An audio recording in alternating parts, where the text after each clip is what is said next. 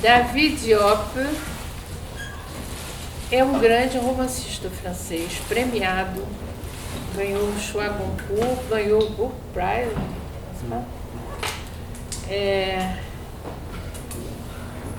E é muito lido aqui no Brasil, em faculdades, enfim.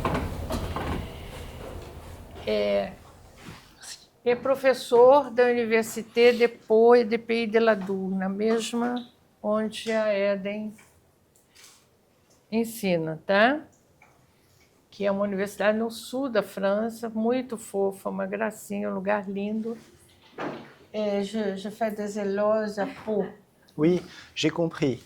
Ah, parfait. Alors, então, ele vai responder as perguntas. Ils ont posé des questions qui sont toutes là-dedans. Ah oui, d'accord. Parce qu'ils sont timides. Ils n'ont pas le courage. Bon, alors, on a posé des questions et je crois que c'est très intéressant les questions qu'ils ont posées. Hein? Moi, je suis très fière de mes étudiants. Estou muito orgulhosa de vocês. Estou fazendo elogio. Bon, alors la première question, ça concerne l'oralité dans ton texte. La litanie, la mémoire, ils ont été très frappés par ça et ils voulaient que j'en parle. Que tu en parles. D'accord? Oui. Qui a posé la question? Eden, não é você? Quem que fez essa pergunta sobre oralidade? C'est vous. Donc je vais répondre en vous regardant, hein, forcément. Você vai traduzir. Donc l'oralité dans Frères d'âme était voulue. Pourquoi? Parce que j'ai souhaité que mon personnage, donc qui s'appelle Alpha Ndiaye, ne sache pas parler le français. Essa oralidade no Irmão de Alma foi realmente uma coisa que ele procurou, porque ele quis que esse personagem, Alpha Ndiaye, não falasse francês. Et pourtant, j'écrivais en français. E, no entanto, ele escrevia em francês. Et donc, ce caractère oral est lié au fait que nous, lecteurs, nous faisons irruption dans le flux de conscience du personnage. Então, essa oralidade vem do fato que nós, leitores, estamos presenciando o pensamento do personagem. Nós estamos, assim, interrompendo, entrando no pensamento do personagem. Et par convention, dans la littérature occidentale, quand on traduit les pensées d'un personnage, on les traduit quasiment au discours direct. E a convenção é que, na literatura ocidental, quando a gente vai descrever esse fluxo de pensamento de um personagem, a gente escreve no discurso direto. Et ce discours direct, pour qu'on sente que le personnage ne pensait pas en français, je l'ai modifié et j'ai travaillé sur la répétition et le rythme. Então, então, nesse discurso direto, para a gente ver que o personagem não fala francês, ele trabalhou esse ritmo, essas repetições. Et c'est pour ça que j'ai fait répéter cette formule par la vérité de Dieu. E por isso que ele tem essa repetição dessa fórmula, pela verdade de Deus. Et cette répétition, ce n'est pas une indication que le personnage est croyant. Isso não quer dizer que ele seja crente, né? Mais c'est pour rythmer le français, pour que le français ressemble au Wolof, qui est la langue parlée au Sénégal. Mas é para dar um ritmo ao francês e para que esse francês pareça, tenha o ritmo da língua Wolof do Senegal. Et ce n'est pas n'importe quel rythme du Wolof, c'est un rythme solennel. E não é um ritmo qualquer do Wolof, é um ritmo realmente solene. Et avec toutes ces intentions, au bout du compte, eh bien, j'ai eu un discours oral poétique, sans le faire exprès. Com todas essas intenções, ele fez um discurso oral político, mas ele falou que não era a intenção de início. Assim. Et donc voilà, la part d'oralité, elle est dans la contrainte du flux de conscience et dans la volonté de retrouver un rythme d'une autre langue. Então, essa oralidade está ligada ao fato que o pensamento do personagem, né, a consciência do personagem, e ao fato dele querer reencontrar esse ritmo do Wolof. Obrigado. Bon, la deuxième question, c'est sur l'ennemi. Hein? On est en guerre, n'est-ce pas? Oui. Et tu parles des ennemis d'ici, n'est-ce pas? Les ennemis de là-bas, les ennemis d'ici. Qui sont ces ennemis? Ce sont les Français, les colonisateurs. Contre qui ils luttent finalement? Ah, d'accord. Et qui a posé cette question? Toujours Déborah. Non, c'est la dernière. Alors, dans le texte, je parle des ennemis allemands et je les désigne par les yeux bleus et les yeux jumelles. C'est-à-dire que c'est les yeux qu'on voit à travers les jumelles. No livro ele fala dos inimigos de lá que são os alemães, não é? E no livro ele fala dos olhos azuis e dos inimigos binóculos, porque são os que a gente vê quando põe os binóculos. Mais j'ai choisi les yeux bleus parce que quand mon personnage se fait tuer, Madame Badiop, Alpha Ndiaye lui demande comment il est l'autre, comment est ton assassin, parce qu'il veut se venger, comment est la personne qui t'a tué. Et Madame Badiop répond, il a les yeux bleus. Então, essa história dos olhos azuis é porque quando o Mademba morre, o Alpha Ndiaye pergunta para ele assim, como é que é o que te matou? Me fala aí. E aí o Mademba fala, ele tem os olhos azuis. Donc, il n'a aucune chance de reconnaître celui qui a tué son ami. Ele não tem, vai ser impossível ele encontrar e reconhecer o que matou o amigo. Voilà. Et pour moi, quand j'écrivais, les yeux bleus, c'était l'expression de l'étrangeté radicale pour un Africain. David, quando ele estava escrevendo, essa história dos olhos azuis era a representação do outro totalmente différente do africano. Et il y a quelques années, 3 ans, après avoir écrit Frères d'âme, je suis allé dans une ville allemande qui s'appelle Dresde. 3 anos depois de ter escrito Frères d'âme, ele foi numa cidade alemã chamada Dresde, où il y avait un tableau d'un peintre qui s'appelle Otto Dix. onde ele viu quadro do pintor Otto Dix. Et c'est un triptyque. Sur le panneau de gauche, il y a des soldats allemands qui vont vers le champ de bataille. Sur le panneau central, on a le champ de bataille avec du sang et de la boue mélangée. Et sur le troisième panneau, c'est après la bataille et on voit un personnage qui ressemble à un fantôme et qui ressemble au penseur de Rodin. Então, esse quadro do Otto Dix é um tríptico. Como é que Un é? triptyque. Tríptico, né? É um tríptico. Então, da primeira parte, são os soldados alemães que vão para a guerra, pro campo de batalha. O do meio é o campo de batalha. E no último é fantasma. Oui, c'est une sorte de fantôme après la bataille qui semble méditer, comme le penseur de Rodin. Então, a última parte é tipo um fantasma depois da guerra e que está numa posição assim que lembra o pensador do Rodin. Et j'avais vu ce tableau sur des reproductions, des petites reproductions. Et là, je l'ai vu grandeur nature, et c'est un tableau qui fait la taille du mur.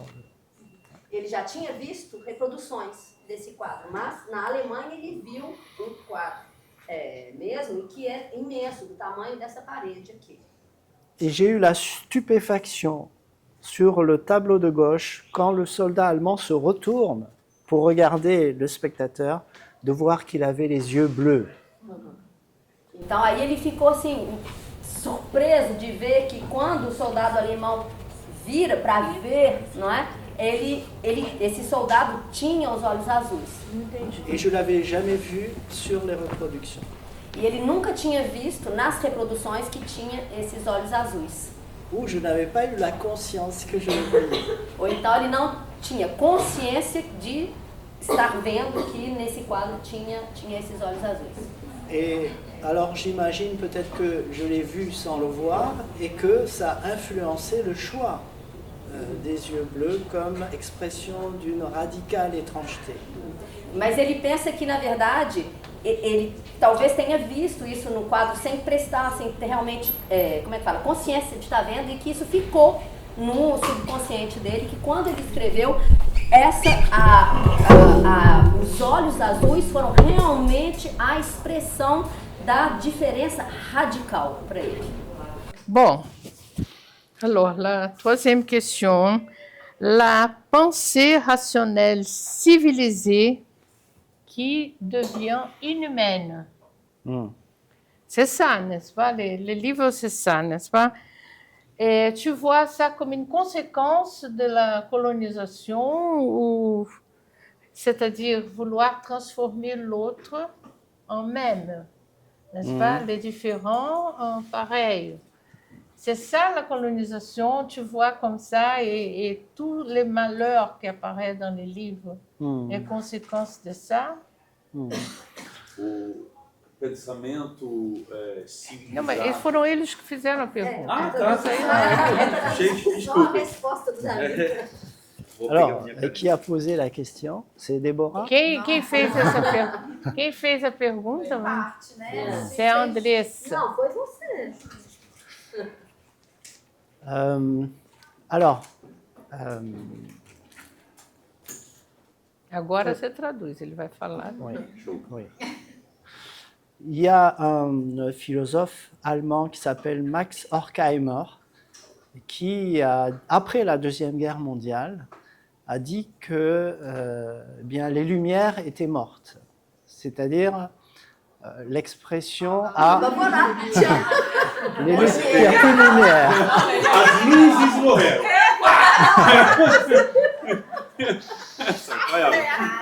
Vamos lá. Je crois que je vais me faire mage. Ele vai se tornar mago. Ou gourou. Les lumières de la raison. Après les catastrophes de la Première Guerre mondiale et la Deuxième Guerre mondiale, ces philosophes, avec Adorno, disent qu'on ne peut plus croire aux lumières de la raison.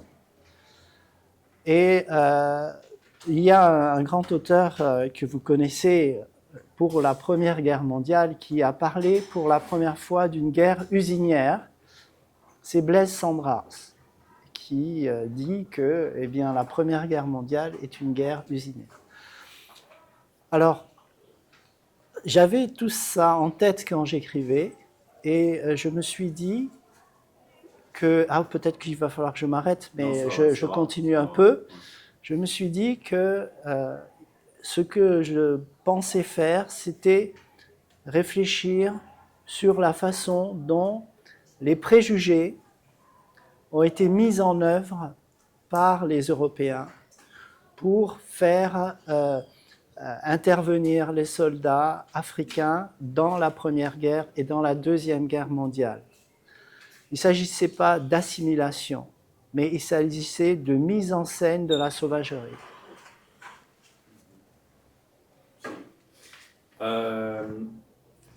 Então, tem filósofo alemão, Horkheimer, que depois da Segunda Guerra Mundial, de todas as catástrofes, tanto da Primeira, aliás, quanto da Segunda Guerra Mundial... Eu acho que os tradutores podiam ficar ali, sabia? Porque vocês estão de costas para o público. É mais lógico, de fato. Pega uma cadeira ali.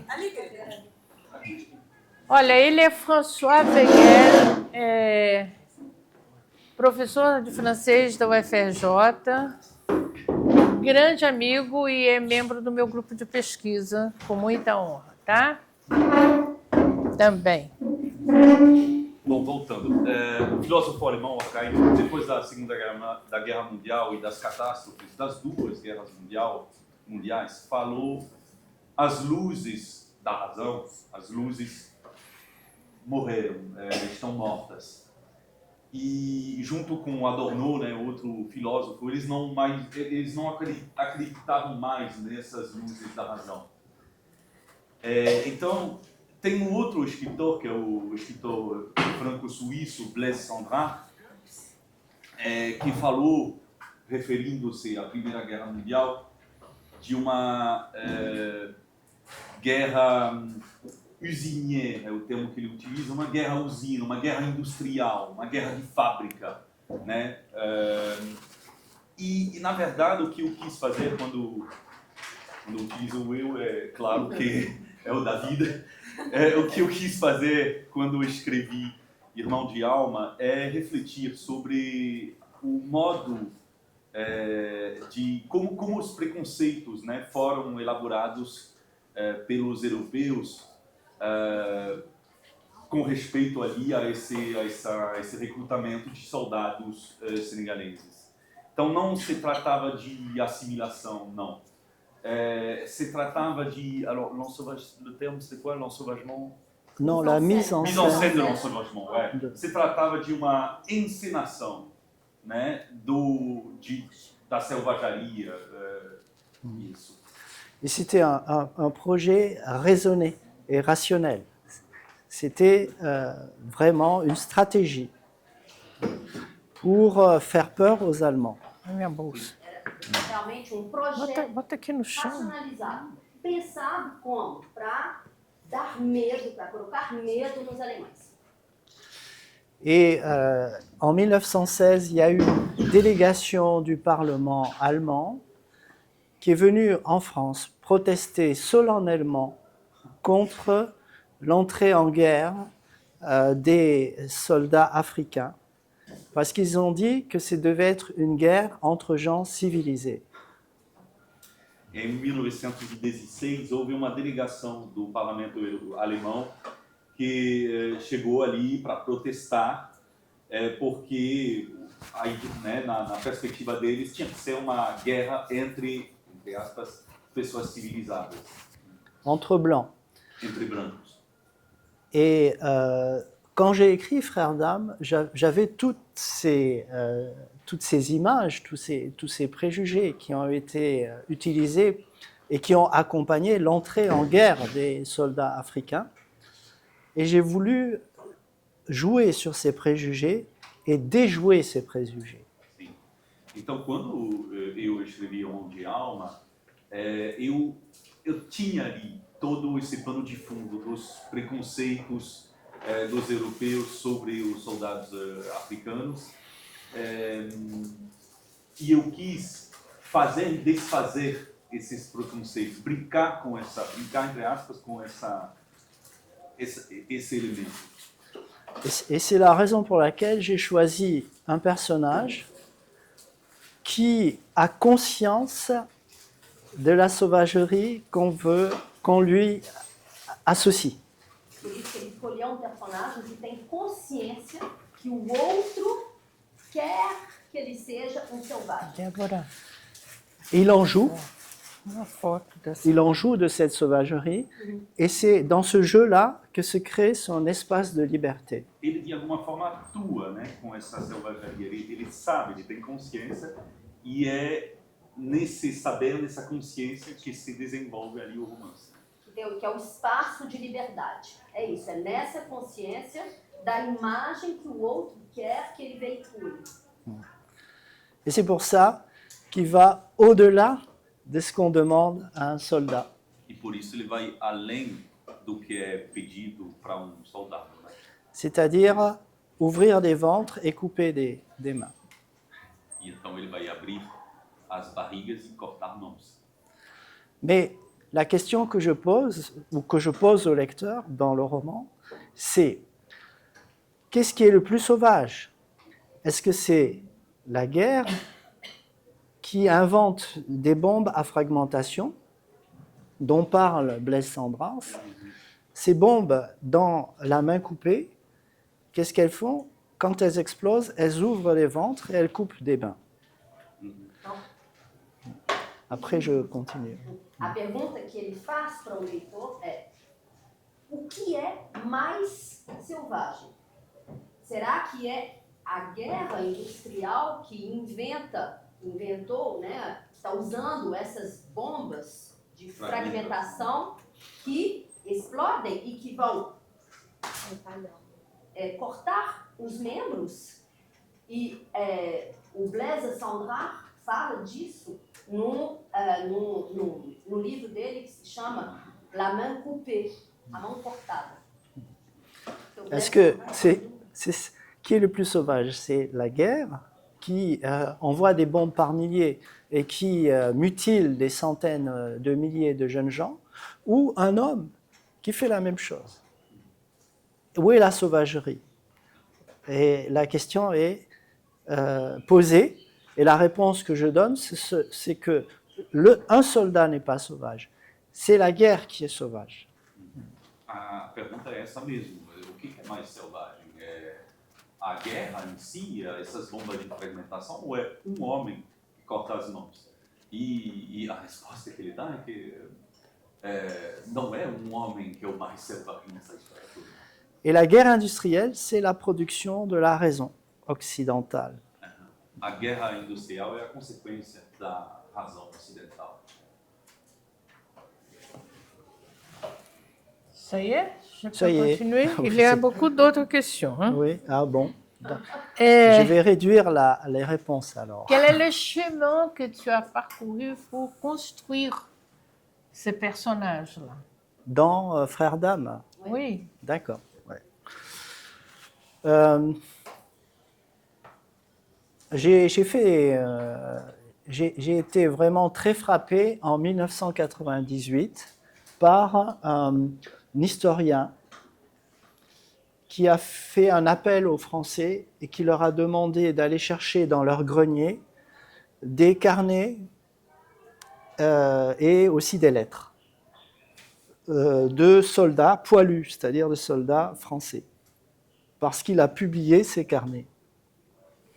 Et donc j'ai lu ce texte et j'ai été vraiment bouleversé par ce que j'ai lu, les témoignages des soldats français sur la Première Guerre mondiale. C'était intéressant parce que ce sont des lettres qui n'ont pas été censurées et des carnets qui n'ont pas été censurés, parce que l'armée française censurait les documents pour que le moral de l'arrière reste bon.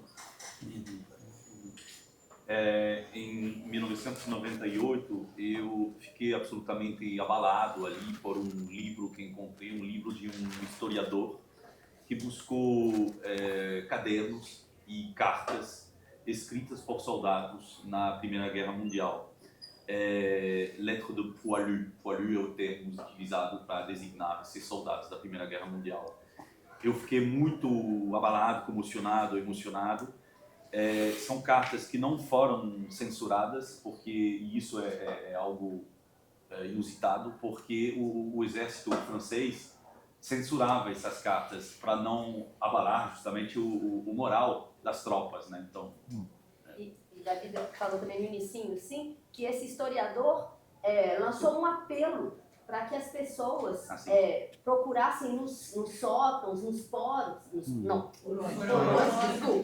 porões, essas cartas, esses carnês. Então, foi esse apelo, a partir desse apelo e da resposta que ele teve desses apelos que... Et ces lettres et ces carnets racontent une intimité avec la guerre. E são documentos que contam uma intimidade com a guerra.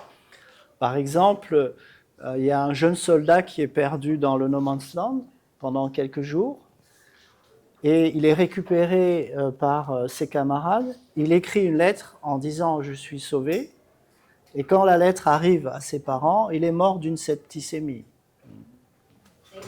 Tem, por exemplo, caso de soldado que estava perdido no No Man's Land, né, entre os dois campos, entre as duas trincheiras, e Aí ele se salvou, então ele escreveu falando, bom, tô salvo, tô vivo. Só que quando a carta chegou à família, ele tinha morrido por uma septicémie. Ou bien, on peut lire aussi une lettre d'un ami d'un soldat breton qui ne comprenait pas les ordres et qui a été accusé de désertion. Et pour ça, on l'a fusillé. Tem também um amigo de um soldado bretão, né, da Bretanha, que não entendeu as ordens e por essa razão foi acusado de deserção, portanto foi fuzilado. Donc ce sont des lettres très émouvantes. Et je me suis dit, je vais chercher des lettres de tirailleurs sénégalais. Parce que le français était enseigné dès le 19e siècle au Sénégal et il y avait des écoles qui formaient des cadres de l'administration coloniale. Et il y a des jeunes gens qui se sont engagés et ils écrivaient en français parfaitement. Et donc j'ai cherché ces lettres. Então, aí eu pensei, nossa, eu vou procurar cartas escritas por senegaleses, porque o francês já tinha começado a ser ensinado já no século XIX para no Senegal, sim, para formar funcionários, né, da administração colonial. E então tinha que haver algumas cartas escritas por esses jovens que faziam parte da escola. Et j'ai pas trouvé de lettres qui racontent l'intimité avec la guerre. J'ai trouvé des lettres impersonnelles, des lettres administratives pour demander un paiement d'une solde en retard, parce que ceux qui écrivaient étaient surveillés par la censure. Eu só encontrei cartas administrativas, formais, por exemplo, para solicitar um pagamento atrasado. Eu não encontrei cartas com a intimidade ali das pessoas que apareciam, que afloravam nessas cartas. Porque as cartas dos Assim, soldados africanos eram censuradas. Et donc la solution que j'ai trouvée, c'était d'inventer un tirailleur et en fait d'associer à mon récit ce très haut niveau d'intensité émotionnelle que j'avais lu dans les témoignages rassemblés par cet historien qui s'appelle Jean-Pierre Guénaud.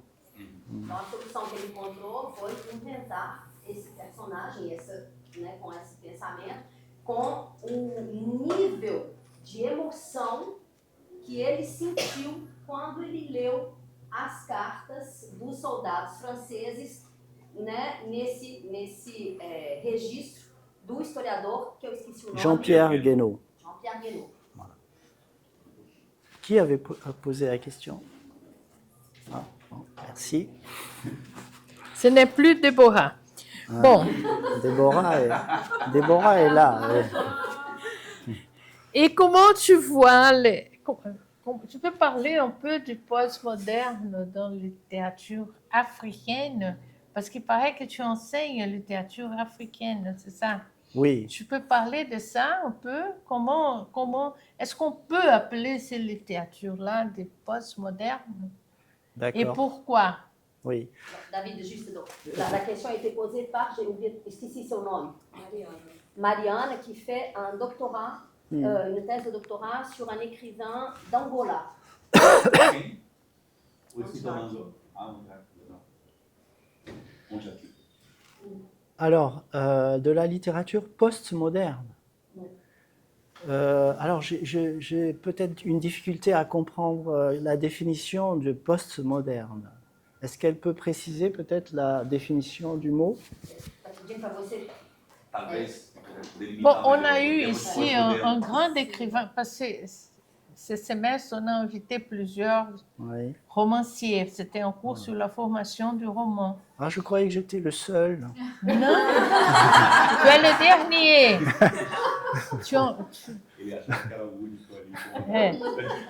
Et on a eu un grand écrivain qui s'appelle Antonio Torres. Oui, qui est angolais.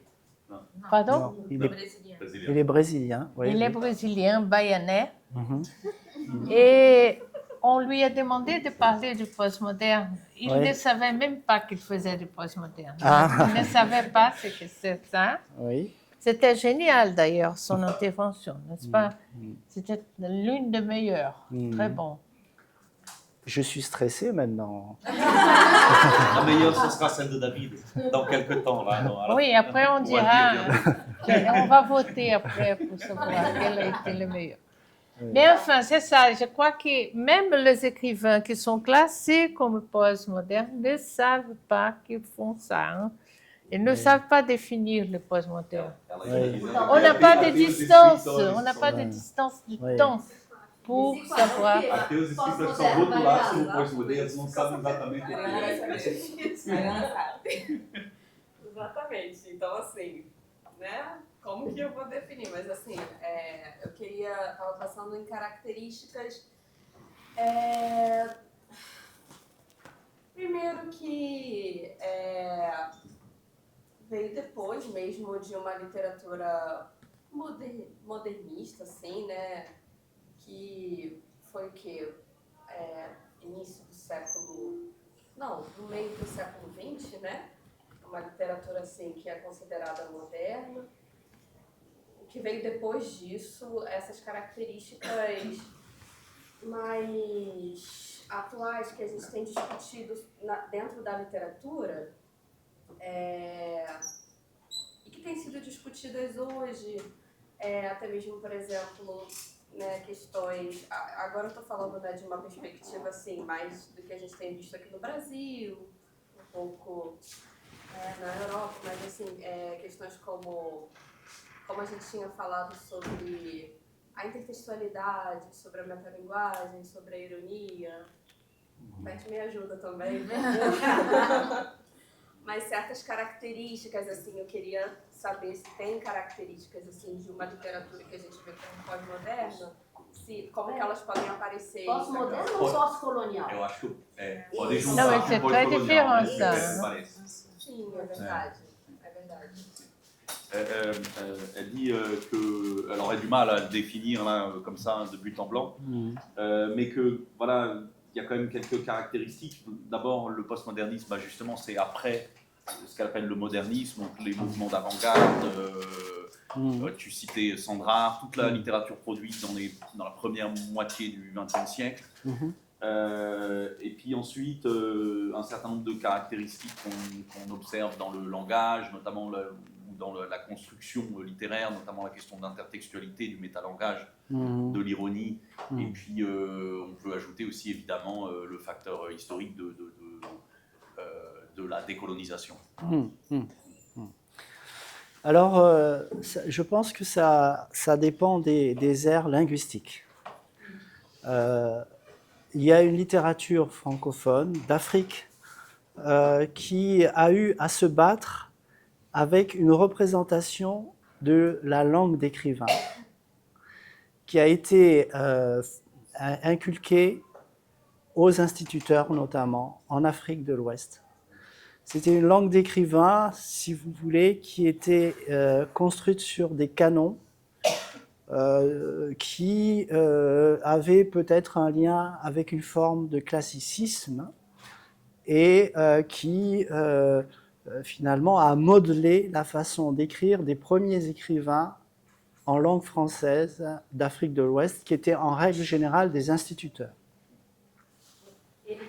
Ele acha que depende da língua também, da zona linguística, não é? Então ele está explicando que na África francófona, os escritores tiveram que lutar contra uma língua de escritor, uma língua que respeitava cânones clássicos da gramática, da sintaxe, não é? Então os escritores francófonos tiveram que realmente lutar para ir contra essa língua imposta, sendo que a maioria dos escritores eram professores.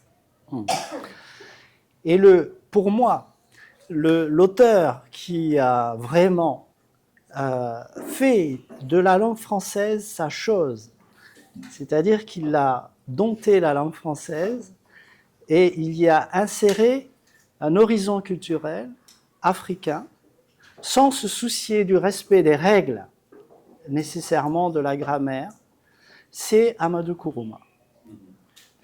Para ele, o autor que fez da língua francesa sua coisa, assim, que conseguiu domar a língua francesa e que conseguiu inserir um horizonte cultural africano sem ficar preso ali a essas normas da língua francesa, para ele é realmente o Amadou Kourouma. Et c'est en ce sens-là que je le définirais comme étant à la fois postmoderne et postcolonial. No caso, aí sim, ele diria que é um autor pós-moderno e pós-colonial. Parce qu'il a fait du français sa langue d'écrivain. Ele fez do francês a língua dele, né? A sua língua de escritor. Et donc le français est aussi une langue africaine. E aí, o francês é também uma língua africana. E David teve a oportunidade de ir a Moçambique, ele encontrou o Mia Couto. Ah oui. oui, oui. Né? Chez lui aussi, Mia Couto, c'est un postmoderne. Hein? Também. Ah oui, tout à fait. Oui. Ouais. E o português é também uma língua. Et, O português, que Non, se mais fala le portugais, c'est une langue africaine. Et très aussi- africaine. Itamar Vieira Júnior aussi. Oui. aussi. Que ele encontrou há pouco tempo agora, em São Paulo. Estava com ele em São Paulo, né? Vous vous êtes retrouvés à São Paulo. Oui, oui. Bon, je peux passer. Je continue ici.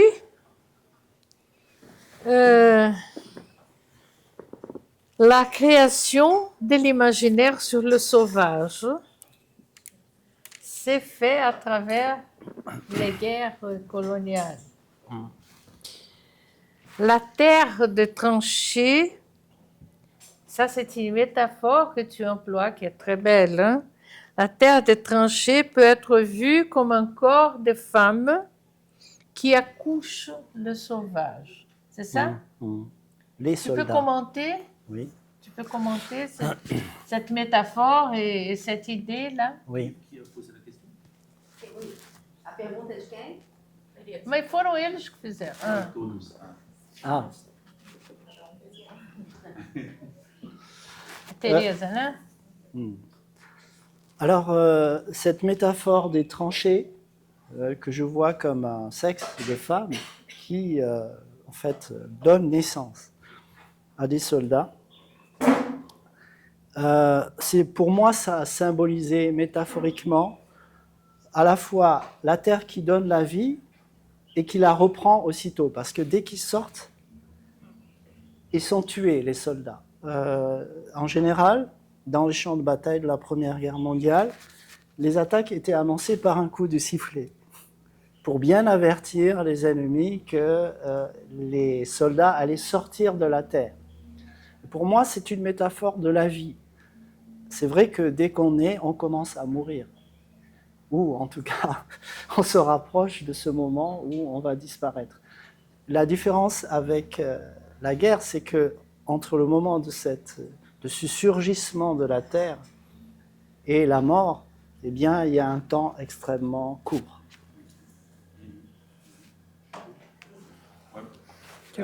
Essa metáfora das trincheiras, para ele, que as trincheiras vistas como o sexo, né, de uma mulher, é o sexo que dá luz aos soldados. E para ele, simbolicamente, é a terra que dá a vida, mas que a retoma imediatamente. É preciso saber que os ataques na Primeira Guerra Mundial, eles eram anunciados com um apito prévio, né? E assim é a vida. Assim que você nasce, você, de certa forma, se aproxima da tua morte. A diferença é que, claro, no caso da Primeira Guerra Mundial, o tempo ele é extremamente curto. Então, realmente, a morte é muito próxima do nascimento, desse surgimento ali das trincheiras, né? Je continue? Bon, tu commences le livre par les verbes savoir, comprendre, devoir, Oui, n'est-ce pas? Et après, penser. oui, Et alors, c'est un crescendo, n'est-ce pas? oui, oui, Tu peux parler un peu de ça? oui. Alors, qui a posé la question? A pergunta de quem? Oui. Alors, la première phrase, c'est « Je sais, j'ai compris, je n'aurais pas dû ». Mais je ne sais pas si dans l'édition portugaise, il y a 3 points. Avant « je sais Je pense pas. Eu vérifié do Ela vai, je vamos pense pas. verificar essa tradução. Respeitou a pontuação. Oui, tem. ». Voilà. Não. Donc, Pour moi. ça veut dire La portuguesa que a portuguesa. Je sei que cumpri. « je n'aurais pas dû Aham. Né? Sim. As 3 primeiras frases. Eu sei, eu entendi, eu não deveria ter feito.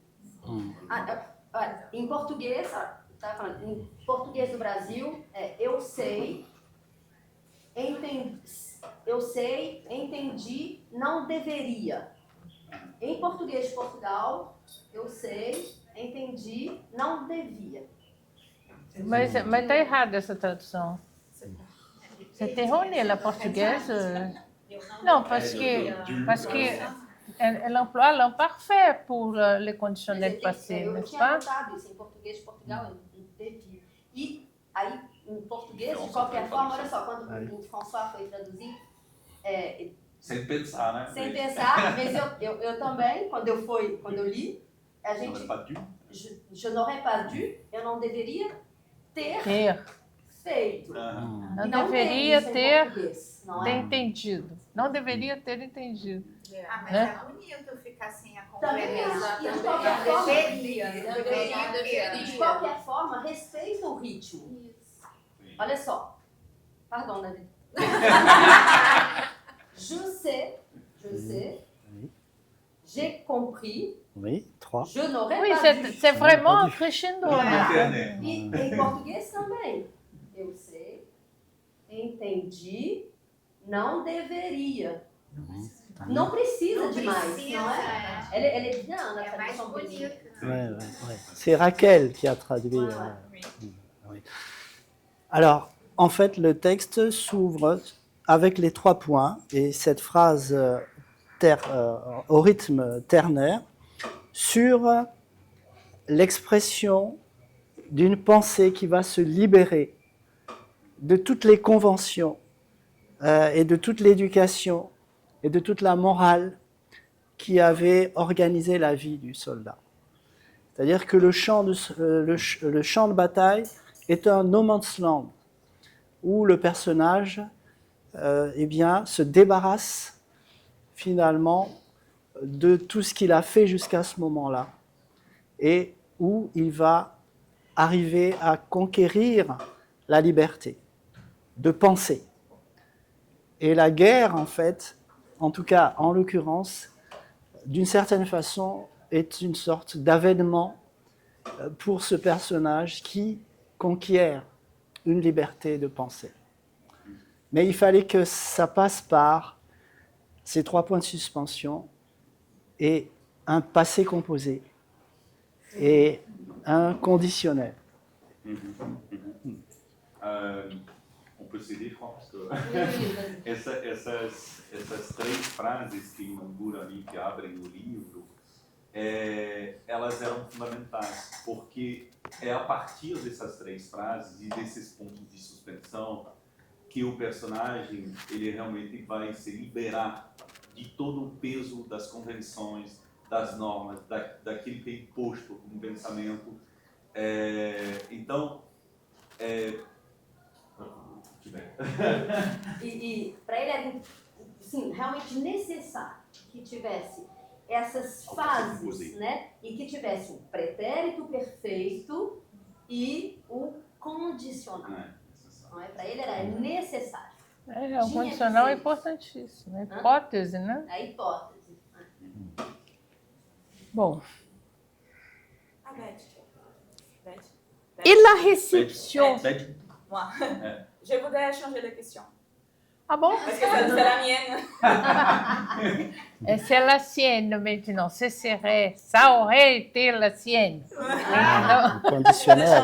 conditionnel passé. Voilà. Ouais, parce qu'on a parlé de la traduction, en fait. J'ai lu un peu le travail de Raquel. Oui. Et je suis très enthousiaste de la traduction. Mhm. Et maintenant, comme j'avais dit hier, je travaille avec une traduction d'un écrivain martiniquais, noir, Joseph Zobel. Oui. Et j'ai pas la chance de lui demander comment il voudrait que la traduction soit faite. Oui. Donc, j'ai deux questions. La première, c'est si vous avez le contact avec cette traductrice brésilienne ou les autres traducteurs, parce que... Avec Raquel? Oui, avec Oui, Raquel. j'ai eu contact avec elle. Oui. Vous parlez de ces questions de l'oralité, par exemple. Vous voulez que je vous mette en contact avec Raquel? Non, Non, savoir si vous avez été en contact avec elle et peut-être comment s'est passé le dialogue. Ah oui. Ou avec Voilà. d'autres Au moment de la traducteurs. traduction. D'accord. Bon. En fait, je dois ma traduction au Brésil à la traductrice. C'est-à-dire qu'elle a lu le texte en français et ça lui a plu. Et donc, elle a cherché une éditrice qui est l'éditrice de Nos. Donc, en fait, ma venue ici, elle est due à la traductrice, Raquel. Voilà. Foi ela que leu o texto em francês, a tradutora, e que depois solicitou a editora. Não, a gente tem que publicar esse texto. Então, se ele está aqui hoje, é graças à tradutora. Bon. Elle m'a posé des questions autour de j'en ai parlé, je crois, la parenté à plaisanterie. C'est essentiellement ça qu'elle m'a posé comme question, mais elle a eu beaucoup plus de facilité par rapport à des traducteurs anglo-saxons sur cette question de la parenté à plaisanterie. Parce qu'elle m'a dit qu'il y a des données culturelles au Brésil qui sont proches de cette question de la parenté à la plaisanterie. Je rappelle que la parenté à plaisanterie, c'est la capacité entre deux familles de s'échanger des plaisanteries sans que ça porte à conséquence, sans qu'on se mette en colère. Elle m'a dit que c'était une donnée culturelle qu'on retrouvait au Brésil aussi. Eles tiveram umas trocas, sobretudo sobre essa questão de que famílias possam se zoar entre elas sem que vire uma guerra, não é? Eles conversaram sobre isso, mas que a Raquel teve mais facilidade para traduzir do que outros tradutores de língua inglesa, por exemplo. Alors, Porque são dados culturais relativamente próximos. mais je me suis fait un ami d'un traducteur qui est le traducteur allemand de Frères d'âme. On est devenus très proches parce que lui m'a posé énormément de questions. Mas um tradutor alemão, por exemplo, que fez tanta pergunta para o David que eles agora são amigos. Voilà. Et on s'est rencontrés plusieurs fois. Et alors lui m'a posé des questions assez extraordinaires. Je ne sais pas si je peux en parler. Ça risque de heurter peut-être votre sensibilité. Não? Eles se encontraram várias vezes e esse tradutor fez muitas perguntas. O David está hesitando um pouco em mencionar essas perguntas porque pode chocar um pouco a assistência. A gente fala com ele que pode, não é? Pode, David! Bon. C'est bon? Bon. Dans mon roman, je parle d'un soldat qui s'appelle Jean-Baptiste. C'est le seul ami du soldat africain. Et je l'ai appelé Jean-Baptiste justement parce qu'il perd la tête. Ele tem, no livro tem personagem que chama Jean-Baptiste, que é o único amigo do soldado africano, não é? E ele deu esse nome, Jean-Baptiste, porque ele perde a cabeça. Voilà. Et pourquoi il perd la tête? Parce que sur son casque, il accroche une main qui fait un doigt d'honneur. No capacete ali do João Batista, ele agarra dedo que faz doigt d'honneur, isso. Ah, voilà. Un doigt d'honneur aux Allemands. Claro, para os alemães, né? Óbvio. Voilà. Que estão Voilà. na frente. Et alors, Andreas Jandl, c'est le traducteur allemand, il me dit, David, j'ai un problème. Andreas fala, puxa, David, eu tenho Que é o problema tradutor aí. alemão. Il me dit, le doigt d'honneur en allemand, ça n'apparaît l'expression que dans les années 70 avec les Sex Pistols, le groupe de musique. Doigt d'honneur é esse gesto. É o dedo do Dedo meio. do meio. Dedo do meio, né? Então, ele falou Dedo que... médio. Dedo médio? Não, dedo do Dedo meio. Mas é dedo feio também. Meio. Feio. Dedo feio. Eu acho que Dedo é o do dedo meio. meio. Você fala que deu o dedo, eu acho que você já fez, não sei. Vamos olhar como que Eu acho que são ela... expressões que amenizam, né? Um pouco o teor. Porque... Ele tá falando, então, o tradutor falou com isso, mas estou com um problema porque essa expressão doigt d'honneur, né, dedo do meio, só aparece na Alemanha muito mais tarde com os Sex Pistols. Le mot n'existait pas. A palavra não existia. Enfin, le geste peut-être, mais, O gesto, talvez. bon. Et donc, il me dit, qu'est-ce que je vais faire? Comment je vais faire? Parce que si je traduis dans les termes allemands actuels, c'est un anachronisme. Se eu traduzir com o termo que usamos hoje em dia, é um anacronismo. Alors que l'action, c'est la Première Guerre mondiale. E enquanto, na verdade, a ação ela acontece na Primeira Guerra Mundial. Alors il a inventé une expression et le public allemand l'a acceptée. Daí ele inventou uma expressão e o público alemão aceitou. Il a traduit doigt d'honneur par doigt de l'empereur. Ele traduziu por dedo do imperador. Parce que à l'époque de la Première Guerre mondiale, on associait à l'empereur des boîtes de tabac, on associait toute une série d'objets. Et donc c'est un terme en fait qui était vraiment très courant d'associer à l'empereur plein d'objets, et y compris donc ce doigt-là. Porque na época vários objetos, como caixas de tabaco, de cigarros, eram associados ao imperador. Então, como tinham essa longa lista de objetos, dava para colocar o dedo do imperador. Et les lecteurs allemands ont accepté ça. Et ils ont trouvé que c'était très bien. Et donc, là, je vois que vraiment, les traducteurs, ce sont des co-auteurs.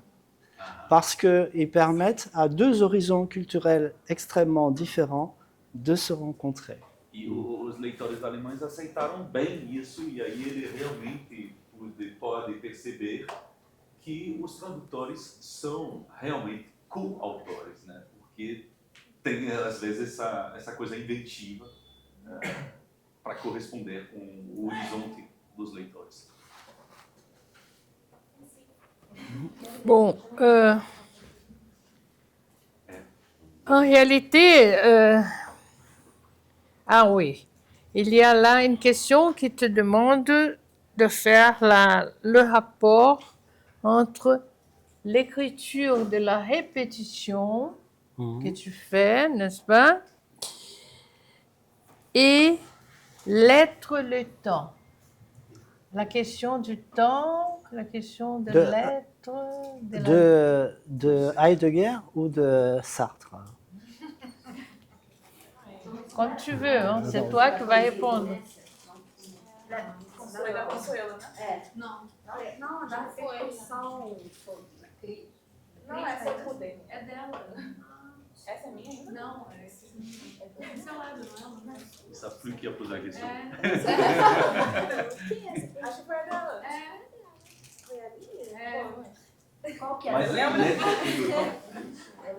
Eu perguntei sobre... Não, eu queria que ele comentasse sobre a relação do ritmo com a fragmentação do sujeito e do tempo na guerra. D'accord. J'ai pas, non, j'ai pas. Là, si tu peux nous parler donc du rapport entre la répétition et la fragmentation du sujet et du temps. Alors, j'ai ouvert en fait le roman sur une impasse. C'est-à-dire que le personnage de Alpha Ndiaye, il est à côté de son plus que frère qui lui demande de l'achever. Et il lui dit achève-moi, je souffre trop. Mais Alpha Ndiaye refuse de l'achever parce qu'il est pris dans cette impasse. C'est un non-choix. C'est-à-dire, soit je tue mon ami pour abréger ses souffrances, mais je ne peux pas tuer mon ami, soit je laisse en vie mon ami et il souffre et je ne peux pas soulager sa souffrance. Ele abre o romance com uma não escolha, impasse, não é? Tem esse amigo dele que está morrendo, que está sofrendo demais e que pede para a família, me mata porque eu estou sofrendo demais. E então, qual a escolha que ele tem? A escolha é matar o amigo e ficar com essa morte, ou é deixar o amigo viver e ficar também com o pensamento do amigo que está sofrendo. Então ele abre o romance realmente com essa não escolha, com esse impasse. Beco sem saída. Beco sem saída. Et donc ce début structure tout le temps dans le roman. Et c'est un temps cyclique. C'est-à-dire qu'il y a une reproduction toujours de cette scène initiale dans tous les crimes que commet le personnage. Parce qu'il n'est pas sorti de ce non-choix. E o início, então, estrutura todo o romance, com um tempo que, nesse romance, é um tempo cíclico, porque vai ter uma reprodução dessa cena inicial em todos os crimes que vão ser cometidos ao longo do romance. Et ce n'est pas un temps historique, c'est un temps traumatique. Não é um tempo histórico, mas é um tempo do trauma. Et donc, ça ne relève pas de l'histoire, ça relève de la pensée. Et du coup, j'ai évité d'indiquer des lieux de bataille et du temps dans le texte. Alors que j'ai fait des recherches pour savoir le nom des grandes batailles, le chemin des dames, la bataille de la Marne et d'autres grandes batailles, j'ai effacé tout le décor pour qu'il n'y ait que ce temps du traumatisme, qui est cyclique. Mesmo que ele tenha feito pesquisas sobre as datas e os lugares das grandes batalhas, entre outras coisas, mesmo com isso, ele tirou do romance referências a lugares ou datas, porque não é um tempo histórico, justamente. É o tempo do trauma, é o tempo dos dramas vividos pelos personagens. Et le personnage est pris dans un paradoxe, c'est que d'un côté, comme on l'a dit tout à l'heure, il affirme sa liberté, et en même temps, il est prisonnier de ce cycle de pensée traumatique, de pensée dont l'origine est ce traumatisme. Então, o personagem está preso nesse paradoxo de, por um lado, ele é livre, já que ele falou dessa liberdade de pensamento, mas, por um outro lado, ele está preso nesse trauma, nessa impossibilidade dessa escolha impossível. C'est un temps de la culpabilité. Tempo da culpa.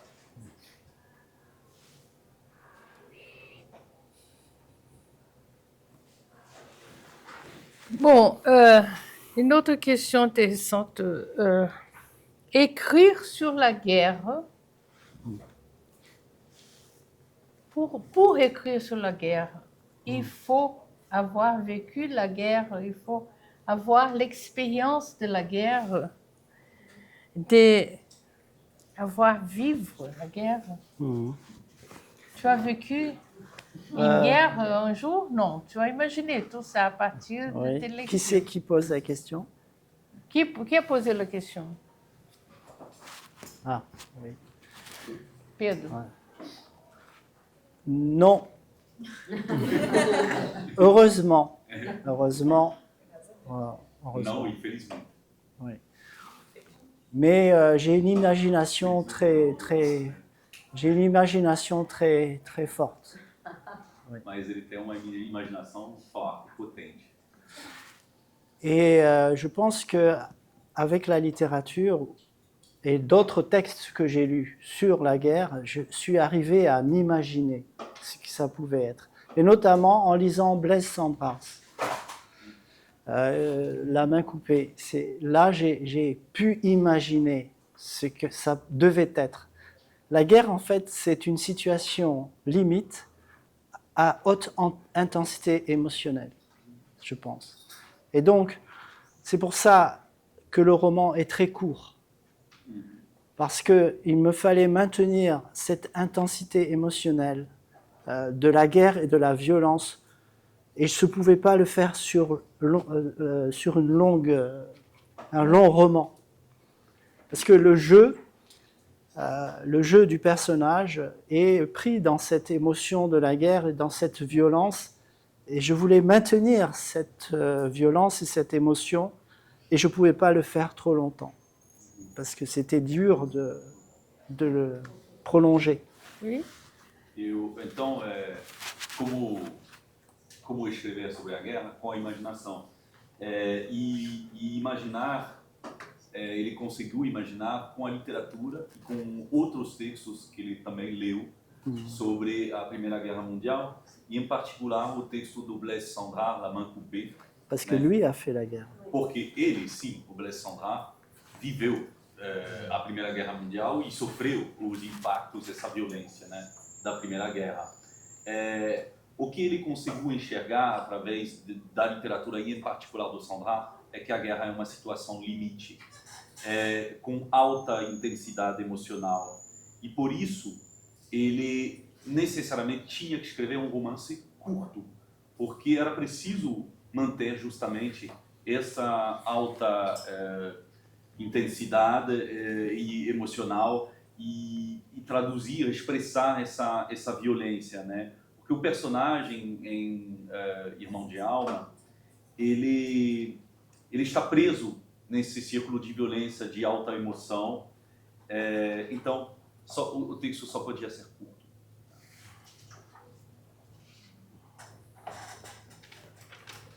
Bon, il y a encore une question. Tem Consuelo ainda. Consuelo, tem essa. Volta dela. Beth. Eu não estou entendendo. Cristina quer fazer um comentário Posso só. fazer um comentário sobre essa pergunta? Que eu acho que a experiência literária é diferente do testemunho jornalístico. Então, a presença discursiva não necessariamente é a presença física.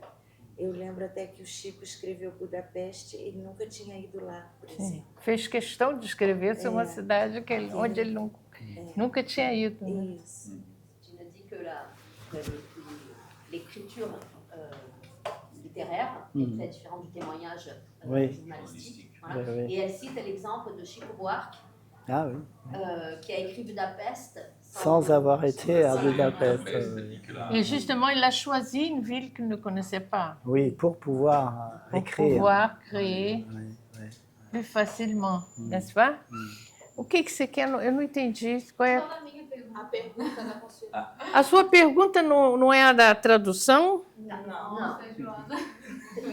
Faz a pergunta. Violência. Você lembra? Não, falta a última pergunta. É a sua, claro. Comment tu réussis à concilier la violence extrême de ton texte avec la beauté extrême du texte? C'est ça qui choque le lecteur d'une certaine manière. C'est ça qui nous... Ça produit un impact très grand sur le lecteur. Alors, comment tu concilies ça? Tu as fait un effort ou c'est naturel?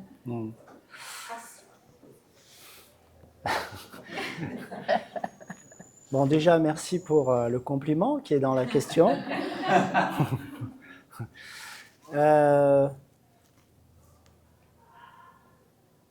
C'est un roman que j'ai écrit presque d'un coup, mais c'est-à-dire qu'il n'y a pas de rature ou pas beaucoup dans le manuscrit. Donc je devais être dans un état un peu particulier en écrivant le texte. Et donc je pense que c'était un état à la fois de conscience de ce que j'écrivais, mais en même temps la volonté toujours de prendre des distances et de contrôler la langue et l'écriture. C'est-à-dire que je partageais l'émotion du personnage, mais en même temps, il fallait l'écrire. Et donc, ce que je faisais, c'était, j'étais peut-être dans un état à la fois d'abandon, mais de contrôle. C'est paradoxal, mais c'est comme ça, où j'essayais de contrôler l'écriture en même temps que l'émotion. Mais c'était un détachement incroyable et j'en ai eu la conscience quand j'ai entendu quelqu'un lire le texte pour la première fois. C'est-à-dire que c'était comme si je découvrais le texte. Ça, c'est Et c'est là que je me suis rendu compte que c'était un peu violent. Sim. Primeiramente, obrigado pelo elogio aí contido na tua pergunta. Eu escrevi esse romance, ele escreveu esse romance de uma vez, assim, quase sem parar. E é impressionante ver que tem poucas rasuras no manuscrito, né? Ele estava realmente, quando ele escreveu, num estado particular. Tinha, por um lado, consciência do que escrevia, das emoções ali fortes, mas havia ao mesmo tempo a vontade de controlar, de dominar de alguma forma a língua, né? Então ele compartilhava as emoções do personagem, mas era preciso escrever. Então era um misto de abandono e de controle, né? Ele estava nesse estado ali realmente particular. Ele utilizou a palavra détachement, que é difícil de traduzir, mas talvez uma forma de desprendimento. E quando ele ouviu alguém fazer a leitura do texto em voz alta, aí realmente ele descobriu o texto que ele tinha escrito. E ele se deu conta, nesse momento, da violência que está presente no texto. Chorar.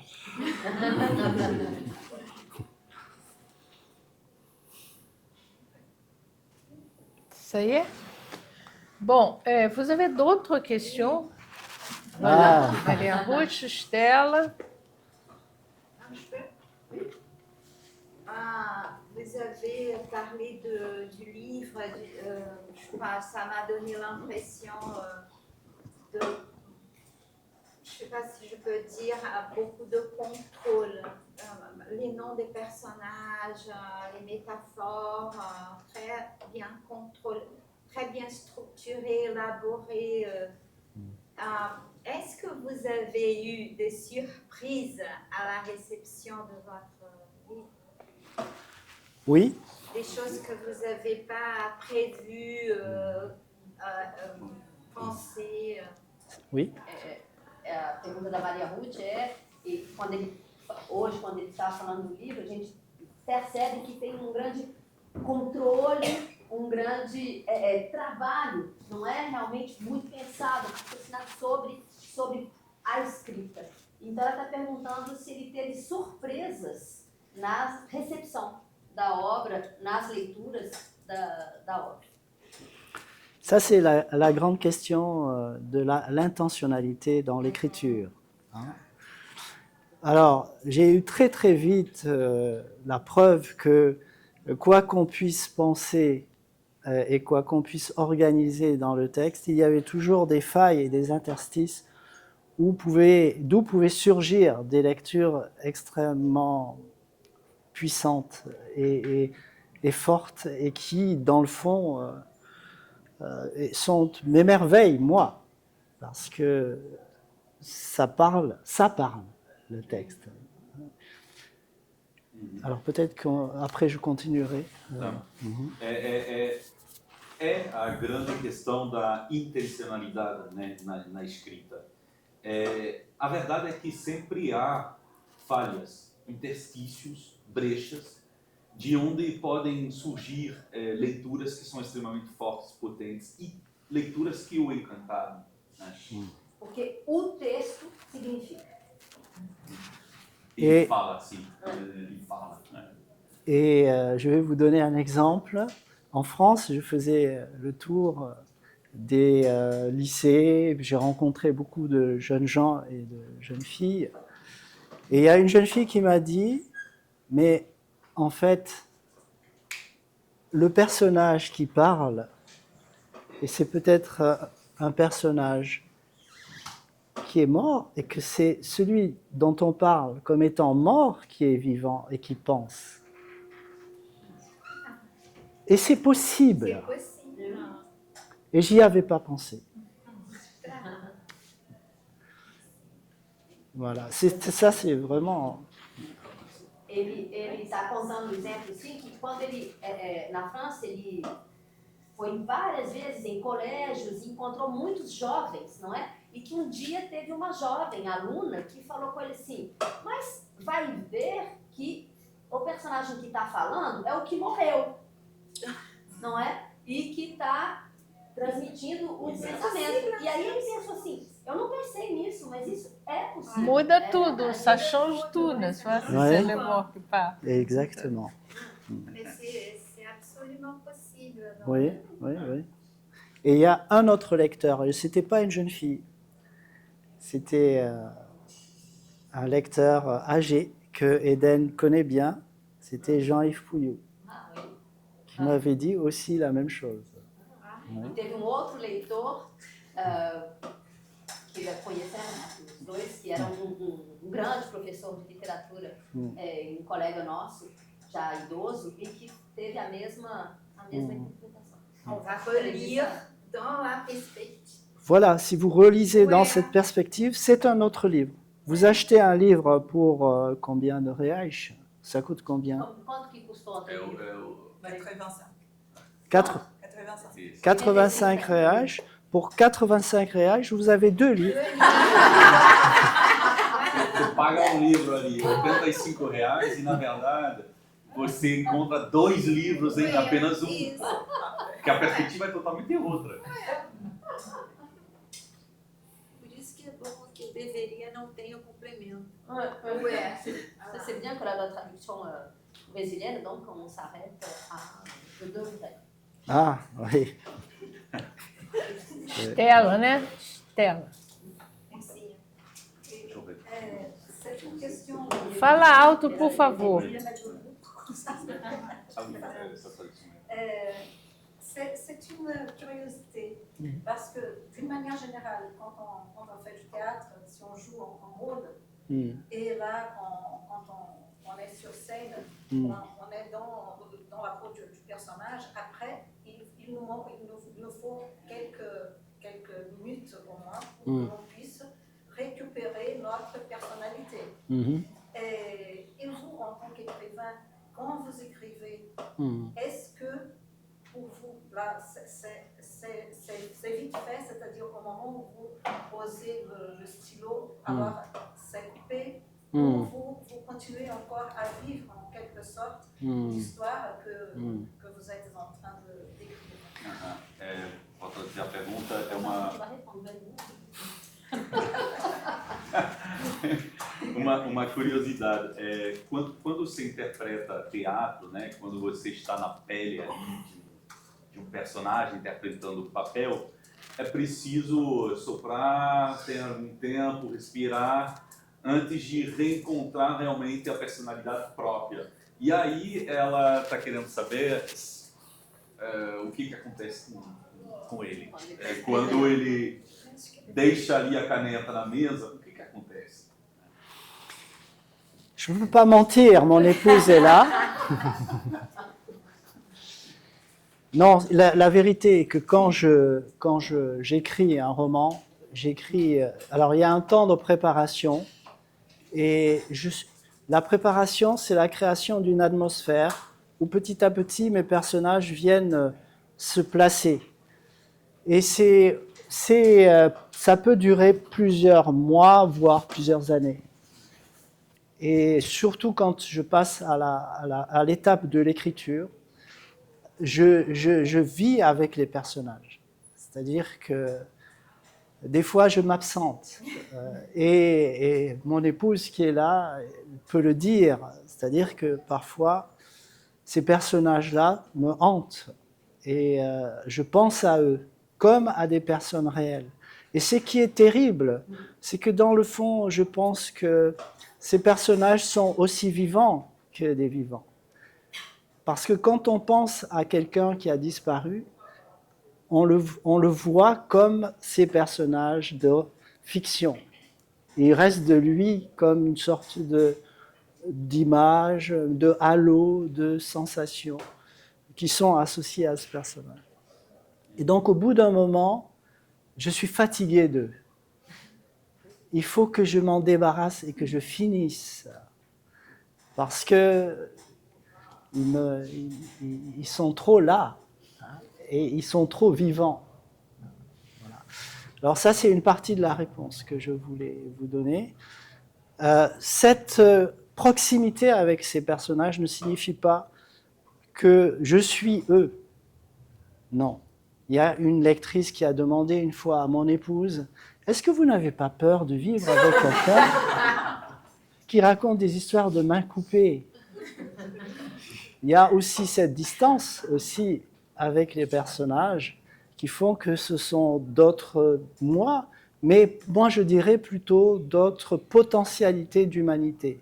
C'est ça en fait, c'est-à-dire tous les humains sont possibles à imaginer, hein, y compris les humanités les plus inhumaines, sans pour autant que ce soit une coïncidence entre nous et cet autre-là. Voilà. Donc voilà, j'espère que j'ai répondu à votre question. Ele tem, quando escreve, todo tempo de preparação, né? Esse tempo de preparação envolve a criação de uma atmosfera.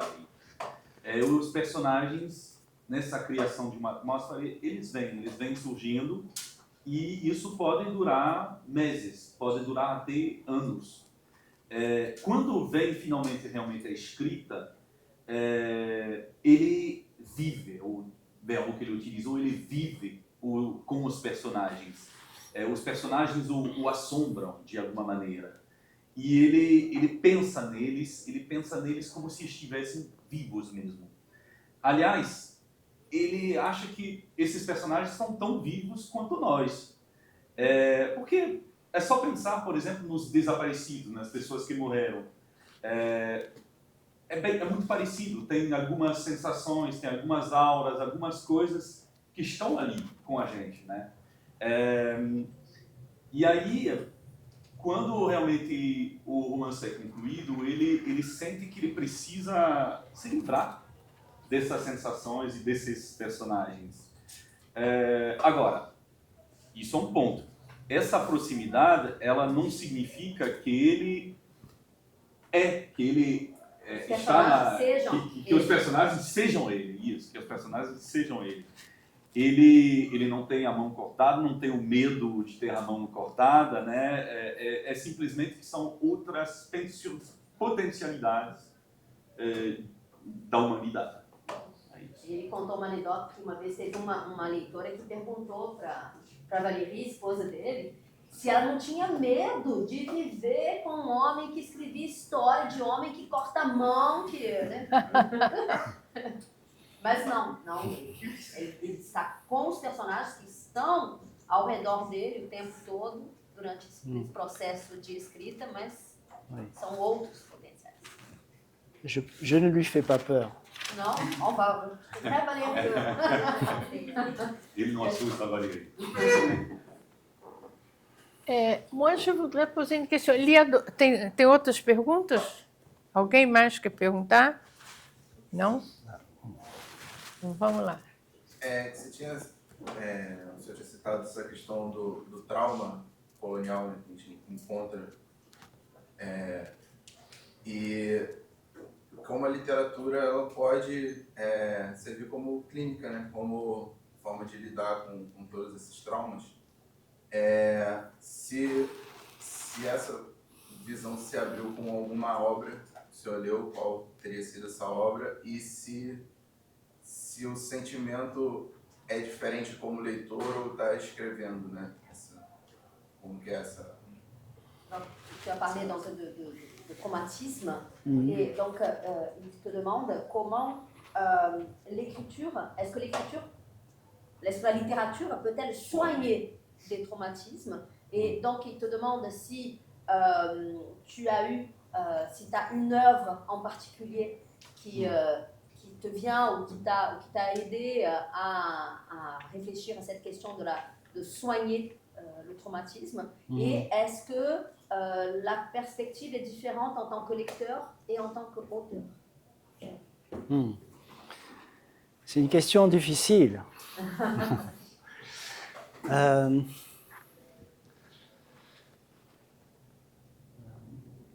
Alors, l'écriture, l'exercice d'écriture et le travail d'écriture, pour moi, je me suis rendu compte qu'il m'a mené à concilier deux sensibilités culturelles qui sont en moi. C'est-à-dire que mon père est sénégalais et ma mère est française. Et je me suis rendu compte, en fait, que le théâtre de ma littérature ou des textes que j'écrivais, c'était toujours des rencontres entre ces deux cultures, entre ces deux mondes-là. Et donc le travail d'écriture dans ce cadre-là, quelque violente que puisse être l'histoire, c'est un plaisir pour moi. C'est-à-dire que même si je raconte une histoire ou que je place mes personnages dans un contexte historique violent, c'est-à-dire la période où la France avait un empire colonial, eh bien, même si ce cadre-là est violent, le travail d'écriture que je mène est toujours un travail dans le fond de conciliation de ces deux sensibilités culturelles.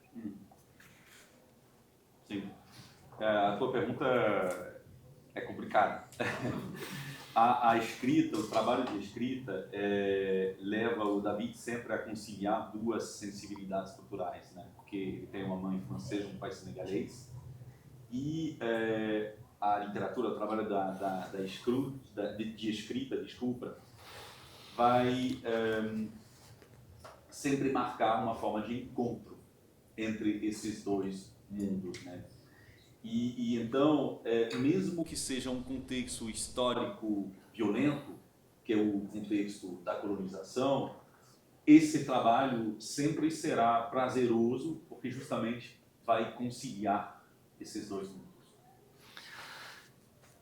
En tant que lecteur maintenant, il y a un auteur, je pense que je l'ai cité tout à l'heure, ou je ne sais plus, c'est Amadou Kourouma.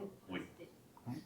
Amadou Kourouma, c'est un auteur qui a fait de la langue française, je l'ai dit tout à l'heure, sa langue d'écrivain.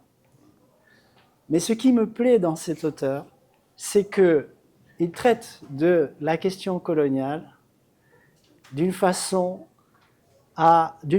subtile, d'une façon qui permet d'éviter des lectures manichéennes de l'histoire coloniale.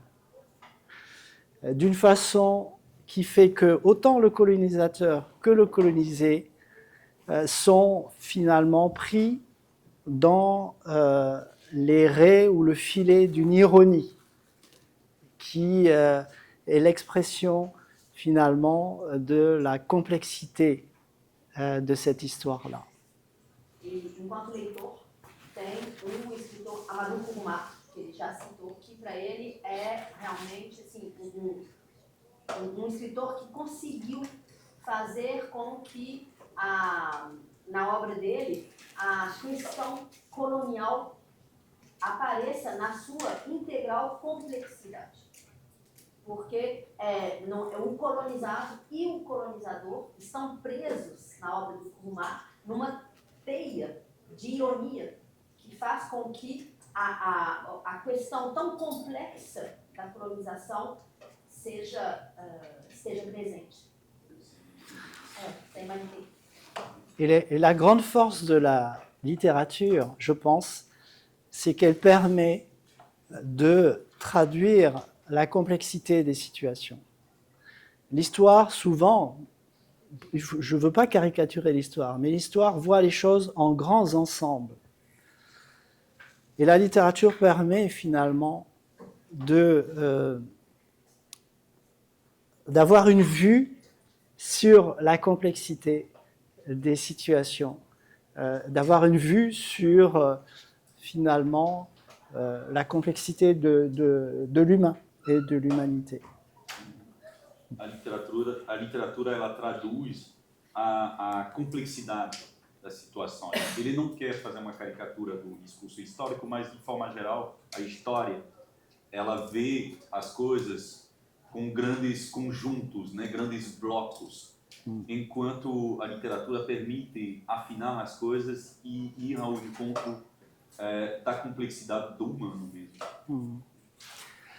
Hier, j'ai rencontré Conceição Evaristo et elle disait que, en fait, elle écrivait les silences de sa mère et de sa grand-mère. Ontem ele encontrou a Conceição Evaristo, que a Conceição Evaristo disse que ela escrevia os silêncios da mãe e da avó dela. Et je pense que finalement, ce que je fais aussi peut-être, eh bien, c'est d'écrire des silences, mais ce sont des silences qui ne sont pas nécessairement réprobateurs. Então ele acha que ele também, de uma certa forma, escreve silêncios, mas que os silêncios que ele escreve não são, de forma geral, reprobatórios. Il y a aussi une dernière chose sur laquelle je voulais terminer, c'est que mes personnages, notamment celui de Frère d'âme, ce sont des personnages qui ont été exclus de l'histoire des vainqueurs. Sim, uma última coisa que ele quer acrescentar é que os personagens dele são personagens que foram de Irmão de Alma, foram excluídos da história dos vencedores, da história escrita pelos vencedores.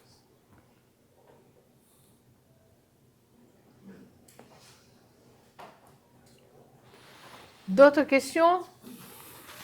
Je peux poser la mienne alors? Oui. Et moi, je voudrais savoir un peu tes lectures. Qu'est-ce que tu as lu? Parce que ça me fait penser énormément à Flaubert, ton écriture. La question du style en direct libre, n'est-ce pas? Et cette question de ne pas savoir qui écrit, n'est-ce pas? Quelquefois, on peut même dire que c'est les morts qui écrivent, n'est-ce pas? Tu as beaucoup lu Flaubert ou tu as laissé passer comme ça? Non. Non, j'ai beaucoup lu Flaubert. C'est vrai, ça me fait penser tout le temps, dès la première page. Alors, c'est un compliment, je ne sais pas comment on dit en brésilien, mais j'ai l'impression d'être en lévitation. Tá flutuando, voando ali, porque, olha, é um elogio. Parce que Flaubert, c'est un maître de la langue française. Flaubert é um mestre. C'est un éloge. C'est un éloge. Et en effet, c'est le maître du discours indirect libre. Et au début de Madame Bovary, on a un narrateur qui surgit et disparaît. Bon, c'est sûr. Mais il y a un texte, quand j'étais jeune, qui me plaisait et que vraiment j'adorais.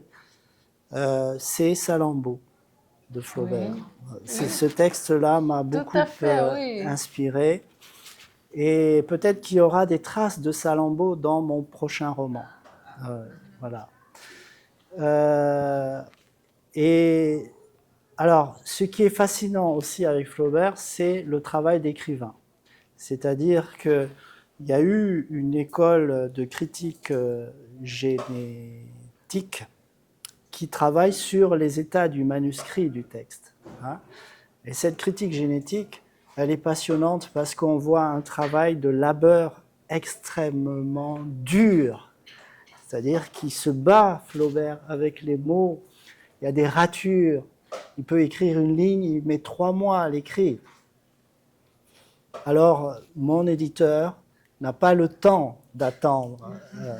Mais en fait, idéalement, ce qui serait bien, c'est de pouvoir polir le texte, le travailler jusqu'à arriver à l'essence du texte. Et l'essence du texte, c'est la poésie. Pour moi, l'essence même dans la prose, même dans le roman, ce qui fait la liqueur, on va dire, c'est la poésie.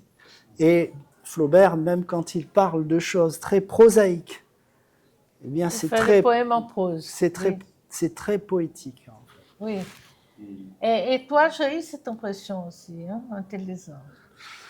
Bon, il faut aller me chercher là, au plafond. Là. Non, mais c'est vrai, c'est très bien. Merci beaucoup, Beth. C'est très gentil. Ele fica muito honrado. O Flaubert é o mestre do estilo direto livre e no início de Madame Bovary tem esse narrador que surge, que desaparece, né? Agora, um outro grande texto que para ele foi extremamente marcante é Salammbô, também do Flaubert.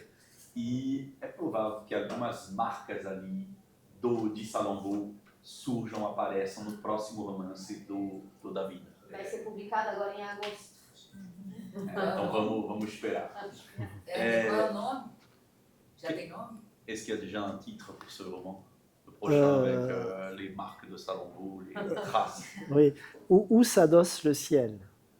Où s'adosse le ciel, onde se encosta o céu, talvez, mas aí a tradutora, outra que vai determinar. Où s'adosse le ciel. Isso, où s'adosse le ciel. C'est beau, rien que le titre. Oui, c'est Bah, déjà bonito, poétique. Poésie. E o que ele acrescentou sobre Flaubert é que é absolutamente fascinante observar o trabalho de escrita em Flaubert. Tem uma crítica, que é a crítica genética, né, que se debruça sobre o trabalho, o labor do escritor, observa os manuscritos, e aí é possível ver as rasuras, as reescritas, diversas, inúmeras reescritas do Flaubert, que estava polindo, você diz? Polindo, trabalhando ali a matéria textual durante meses. No caso dele, a editora, infelizmente, bota alguma pressão em algum momento, né? Não tem tanto tempo, mas ele realmente acha que a essência do texto é a poesia. E você não alcança essa essência do texto, essa poesia, sem esse trabalho de reescrita, esse longo debruçar ali sobre o texto. Mesmo um texto escrito em prosa. A essência é a poesia. E acho que é isso. Sim. Bom, eu acho que nós fechamos com chave de ouro o curso, né?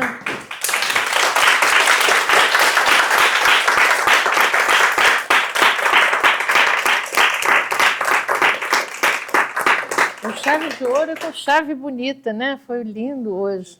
J'attends les... Non, eu queria também, d'abord, c'était magnifique, hein? Merci beaucoup. Mas eu queria também agradecer a turma, que foi maravilhosa o semestre inteiro. É uma turma, uma das melhores turmas que eu tive aqui, me deu muitas alegrias, tá? E vocês viram pelo nível das perguntas. Oui, les questions étaient très intéressantes. Que eles não vieram para brincar. C'était vraiment très bien, gente. Merci beaucoup. Hein? Obrigada mesmo. Foi um semestre muito... onde eu aprendi muito. Eu sempre aprendo com meus alunos. E esse semestre eu aprendi muito. Tá? Obrigada. Obrigada a você.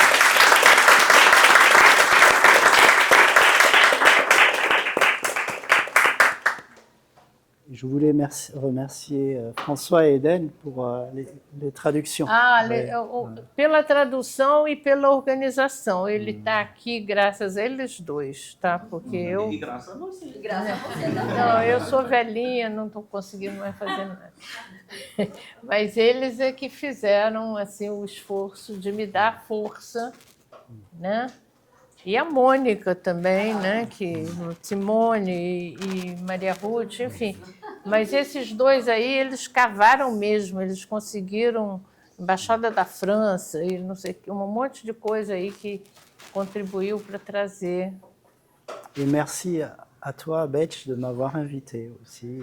Ah oui, c'était un plaisir. Hein? C'est un plaisir toujours. Toutes les fois que tu veux venir, on va faire des efforts. Foi muito bom, gente. Tá? Obrigada. Obrigada.